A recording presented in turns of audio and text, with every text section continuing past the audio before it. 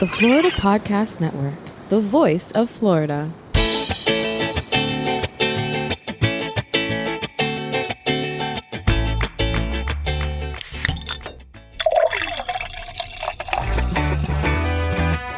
From Mallory Square in Key West to the Governor's Mansion in Tallahassee and all points beyond, you're listening to the Florida Beer Podcast, powered by FloridaBeerBlog.com, your source for all things related to the craft beer community in the Sunshine State. And now your host, Dave Butler. Welcome back to yet another fun and frivolity-filled episode of the Florida Beer Podcast. This is Dave, your host and author. Once again, we are rapidly approaching episode 100. Going to be spending a little time outside of the home studio, so a couple of our newer episodes are going to be in the field again, which is nice. Hopefully we've got a lot of people that we're going to be chatting with, and it'll be a lot of fun. If you are interested in being featured on the Florida Beer Podcast, obviously, if you are a brewery or brewery adjacent, I would love to have you on. Reach out to us. We're on social media at Florida Beer Blog. That's Instagram and Twitter. FL Beer Blog on Facebook. You can also find us online at floridabeerpodcast.com. The sister site is floridabeerblog.com, which I desperately need to update a little bit more often than I normally do. It's not that I don't have articles written, I just don't have any time to publish them. We're also on the Florida Podcast Network at floridapodcastnetwork.com, and you can also find the group FPN Insiders to see all those new shows that are coming up. And yes, we've got a lot of new shows that are coming up. Very excited for that to get released. You can find them at FPN Insiders. That is a closed Facebook group for you to check out. So Florida's breweries, I'm very happy to say this, tend to be very philanthropic, tend to like giving back to the communities and to important events, important organizations, important situations that come up. That makes me very happy to report on. Today's episode of the Florida Beer Podcast, we're going to be featuring a couple of breweries here in the state of Florida that are releasing beers that have something to do with giving back to the community or the world at large, as it were. The first brewery that we're going to be speaking to is Veterans United. And if you have never been to Veterans United Craft Brewery, they are in Jacksonville. They were founded by their operator and brewmaster and former naval enlisted person, Ron Gamble. And for the second year in a row, they have released Watchstander IPA. This IPA is a juicy New Englander, but it was also brewed to bring attention to the Fire Watch, a Florida-based organization that wants to bring awareness to and combat the epidemic that is veteran suicide, something that has finally started to be spoken about recently in the past couple of years and is a very unfortunate fact of life in our veteran communities. So we're going to be speaking to Ron, not just about the beer, but about the Fire Watch and the epidemic of veteran suicides that we have unfortunately found ourselves in. Please enjoy. See if you can find the beers. If not, find the Fire Watch online and join them.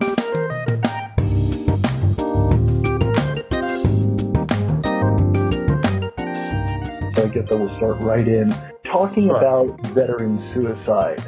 And it seems to be that it was something that was never really talked about until recently, but it's very prevalent and very destructive to the veteran community. Exactly how big an issue is this with U.S. veterans?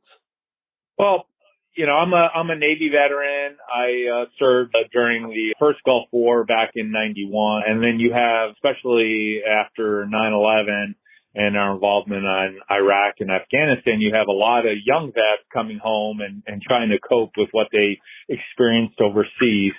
And the state of Florida has actually put out some stats that, you know, I think the number of, just in the state of Florida, the number of veteran suicides is upwards almost to around 7,000 which is an incredible amount of veterans that are taking their own lives. We are veteran owned and operated. The majority of my staff are veterans, and I've had some folks who've worked with me in the past who had difficult times coping and came back with PTSD, and some of them handle it to, various levels of the extreme. Some hardly can tell others. Some we found, had problems at home, which then spilled over into the work environment. So it is something definitely that I think, the average, the person or the public needs to be aware of, that there is this crisis that's happening out there. And it's not been getting any better, as the U.S. has been involved with more and more conflicts around the globe. Gotcha. And one of the organizations that is dealing with this crisis here in the state of Florida is the Firewatch. Can you tell us a little bit about them? Sure. The Firewatch, like I said, it's a partner of ours, and they were established to help combat this veteran suicide. And they kind of do it in two ways. They coordinate the local resources with veteran service partners that they have to kind of reach out and assist vets that are in trouble. And then what's most unique about them is they have this community-based program called the Watchstander program, where they're reaching out to folks like me. You could become a Watchstander, and others. You don't have to be a veteran. And the whole idea is you take 30 seconds to sign up, and you sit through a online 30-minute video course that is designed to help you identify the trouble signs of someone that may be thinking about committing suicide, and to help them and direct them to resources that the Firewatch has put together so they can get further help and potentially counseling so that we can prevent that suicide from happening. Interesting. And then, so it looks like you partnered with them, and the best way that you know how to raise awareness is to create a beer, which ended up being the Watchstander.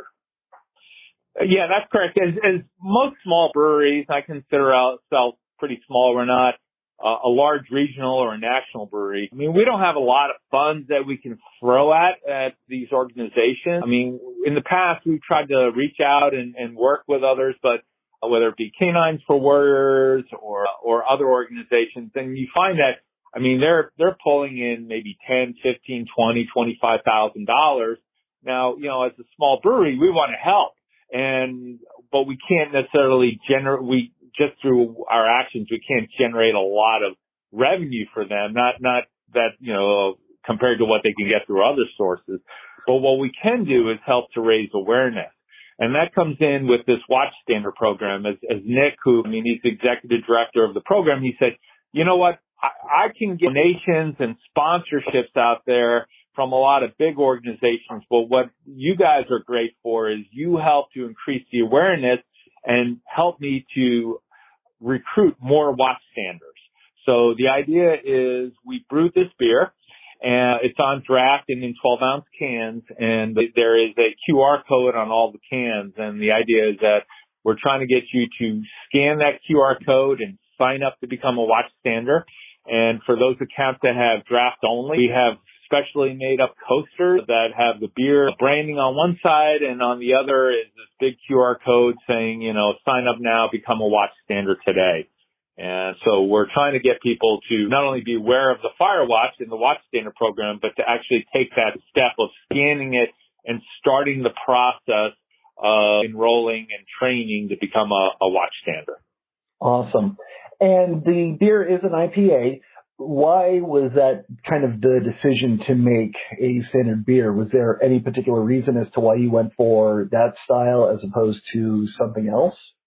Yeah, actually, that's a great question. So one of the IPAs tend to be one of the most popular styles, if the not popular style in the market today. And of a subset of IPA is the hazy, juicy, or New England style. People are just loving it up. It spans across the wide demographics of folks, so very young and then folks who are old. So there's no, it tends to be really juicy and hoppy in flavor, but doesn't have that associated bitterness like a West Coast style. So it tends to appeal to a broader range of folks. And it also is, as I said earlier, it's one of the biggest selling. So if we could package this beer called the Watchstander IPA, into that style, the Watchstander into the IPA style, it would appeal to a broader collection of people and thus hopefully getting more people interested in the Watchstander program. Gotcha. And so basically this isn't just a repackaged version of your standard hop Banshee. This is a completely new formulation.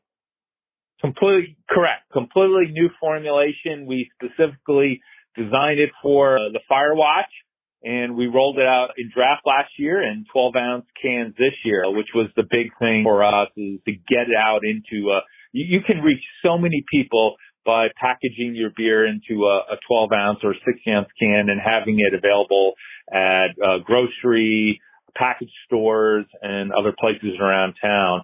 Because there's a big segment of the population that doesn't go out often to bars and restaurants to do their primary drinking. They go to the grocery aisle, they pick up their beer, go home and enjoy it while sitting, on the back porch or the lanai or by the poolside. So this was, and we, it allowed us to take advantage of, with COVID, painted aluminum cans got very scarce. So we had to adapt to the situation. We bought an inline labeler, and what that did for us is it allowed us and freed us up from being restricted to just our core brands in 12-ounce cans to now we're doing a lot more limited release beers and getting it out into the market so it reaches, more folks than we could before, other than just coming to our tap room. Awesome. Well, I guess that begs the question, since this is now the second year that you and the Firewatch have partnered to create Watchstander, if this is going so well, and I guess that's a good question. How has the community response been to the Watchstander, not just as a beer, but obviously to get awareness and influence and people headed to the Firewatch?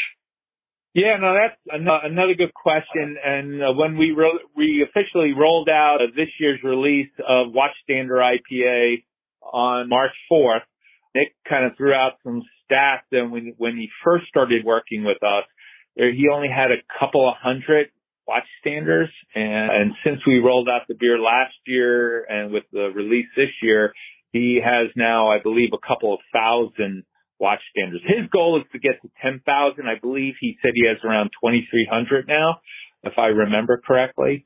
And he felt that, this really helped kind of, drive some of the numbers of Watchstanders ahead by his partnership with us, is kind of what his feeling was. It's kind of amazing. And I guess as a larger portion of charitable giving and raising awareness and things, is this just a function of what you and your team wanted when you created Veterans United? Yeah, so one of my things that I was very passionate about and was my military service. So every generation of my family has served as far back as the Spanish-American War. So I can trace that lineage of my family, and I looked at, well, where was I successful and why was I successful in the business world? And a lot of it had to do with, the training and the base foundation of the training I received in the military. And I worked with a lot of folks who had military training. And I found we had a kind of a camaraderie and shared work experience that translated well to a work environment. So when I created Veterans United, the whole idea was it was veterans coming together, united, and sharing our love for craft beer, but also our passion for our days in service. And we wanted to, raise the awareness and respect to veterans as well as our active duty military. So we have done a lot since we opened our doors back in 2014. We've worked with a lot of different nonprofits. Some, many are veteran, whether it be wreaths across America. We do a lot with service dogs, Florida service dogs. We have worked with Canines for Warriors. We used to collect every fall Kongs for Canines. These were the little Kong toys. I think our biggest year we collected 126 Kongs at the brewery, and they were sent out, to our military teams in the field to help support them and show them that people are still remembering and thinking about them while they're out there.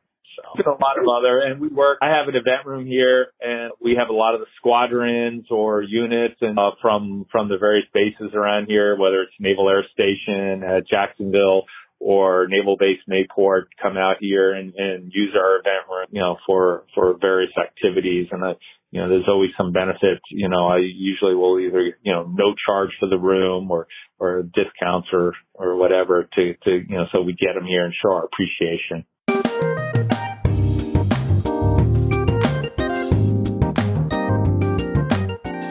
Hope you enjoyed. If you can get out to the brewery, make sure to get some of the beers. If you can't, wherever you are, you can still check up on the Fire Watch and join them. Great organization. From there, we're going to be heading halfway across the world to Ukraine. Obviously, everybody who's listening to any podcast is well aware as to what's going on in Ukraine. Absolutely terrible situation there. One of the breweries that's in the country, Pravda, has released their recipe for a Ukrainian imperial stout called From Sand to Dawn. And you're seeing a number of breweries pick that up and brewing it, not only to raise even more awareness for what's happening, but they're also making sure to donate proceeds and whatnot to their causes. One of those breweries is Proof in Tallahassee, Florida, who's been around the block. They actually just celebrated a decade of being open a couple weeks ago, which is awesome for them. And if you've tried the beers, you can definitely see why they've been open for so long. And they're such a big part of the capital city's beer scene. So we spoke to Brian Smith, who is their marketing manager. And we also spoke to Bryan Burroughs, who is the co-founder and chief brew slinger. I guess I'll go ahead and give him that title, about their decision to jump on and brew this particular stout to raise awareness and what they're going to be doing with the proceeds. And obviously just charities in general, including why Florida's craft beers and craft breweries seem to be so inclined to be so generous. So definitely enjoy.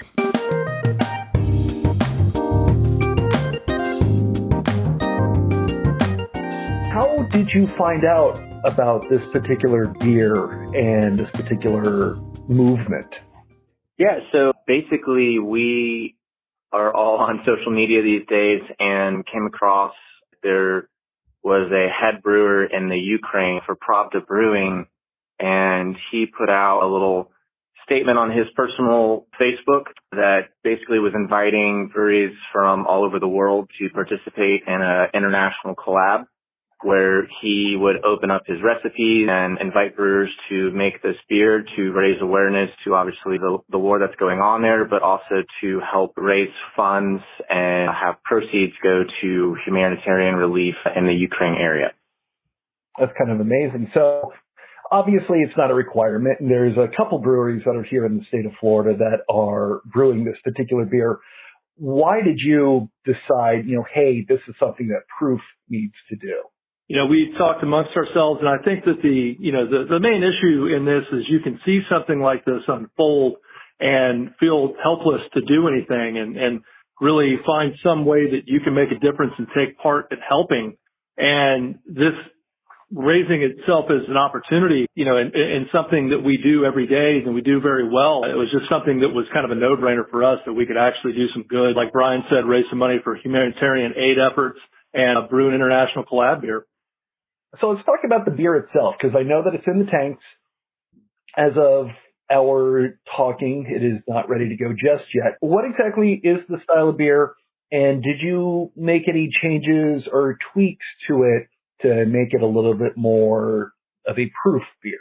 It's an imperial stout. They actually opened up a few different beers, but we brew stouts pretty well here, and we liked their recipe, and it was definitely along our lines of actually the recipe was pretty similar besides a few differences in it, but we actually didn't change much in it. We tweaked it a little bit higher alcohol, so it was going to be planned to be around like 9.5%. Going to shoot for about 10% alcohol, and then we just tweaked some of the malts that we can't get our hands on as easily as they had. And we tweaked it in that regard. I actually smoked some malts myself to do some of the smoked malt that they had in the recipe. And yeah, it was actually pretty straightforward and a good recipe. So it didn't really change too much of it, but it was actually pretty good recipe. Really looking forward to getting this beer to the mouths of consumers as soon as possible and seeing how we on a local level can affect change on an international level. That's kind of amazing. And I guess that does come to the next question, is with a lot of charitable beers and charitable organizations, beers such as this, they usually tend to go to a specific cause or a specific group. When you finally release this, is it going to somebody in particular, or is that somebody that you're already looking to try to figure out? Yeah, our goal is to, we really want to promote peace and end the war and help with humanitarian aid and benefit the Red Cross with funds. I didn't realize that the Red Cross was involved overseas with this situation. Yeah, they have international chapters that are all connected with assisting humanitarian crisis like this. Awesome. And I guess, how does this fit in with your concept of Proof as a company? Is the charitable aspect of things something that's very near and dear to your heart and kind of what you conceptualize the business to be? Yeah, we at Proof have always taken a stand to do whatever we can to cause positive impact and change, from environmental causes through humanitarian causes. We are very active in affecting change on a local level, and this gives us, fits in perfect with our methodology of being able to raise money on a local level that can then go fund, an international humanitarian aid cause. And hopefully bring awareness, not that I doubt there's many people that aren't aware of what's going on, but anything that we can do to really keep it in front of people, bring awareness to it, and get people involved to where they can, find out a way that they can help a little bit as well. And it seems to be something that is very prevalent in Florida's craft brewing industry. What do you think that is? I just think you got a lot of guys in Florida are doing this for the right reason. They've worked really hard to build up our industry, and they realize the place that breweries have in their local communities, and they want to do as much good as they can in their local communities to continue being ingrained and give back, because without our local markets, without Tallahassee, we wouldn't be where we are. And we do everything we can to give back, from, during COVID, making hand sanitizer, to always benefiting some sort of charitable cause with our beer. That's amazing.